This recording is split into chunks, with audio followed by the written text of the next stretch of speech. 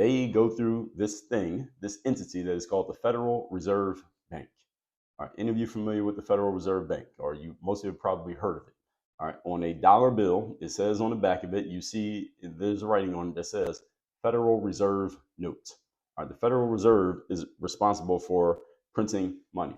Here's the first thing you need to understand about the Federal Reserve Bank. There are three specific things you should understand about it. Okay, there's only three things you need to know.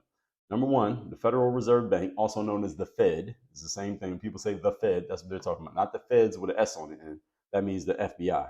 I mean the Fed, singular. That's the Federal Reserve Bank. First thing to understand about it is that it is not federal. Federal Reserve Bank is not part of the United States government, even though the way it gets talked about, it seems as if it is. It is not. Second thing you need to know about the Federal Reserve Bank is that they don't have any reserves. It's called the Federal Reserve. There are no reserves.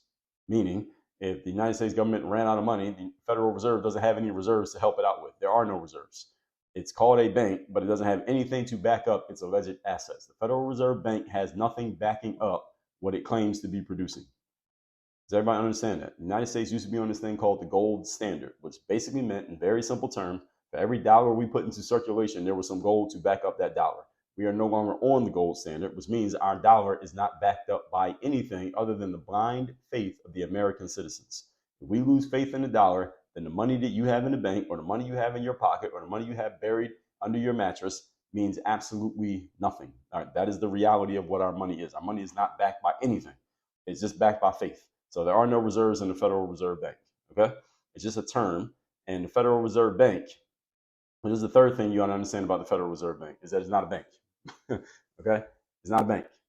So the Federal Reserve Bank, not federal, there are no reserves, it's not a bank. So just in the title alone, you know they're lying to you.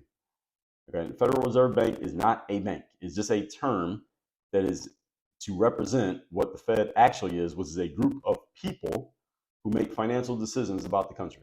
That's what the Federal Reserve, quote unquote, bank is. It's a group of people. That's what it is. So just the title alone tells you that they're lying. And most of the things that they do are lies hidden within other lies. Now, you want to learn more about this, I gave you a crash course here, but there's a documentary you can find for free on YouTube. It's called The Creature from Jekyll Island. And the person who created it is a guy named G. Edward Griffin. I believe he wrote a book of the same title, but he gives talks where he has explained the Federal Reserve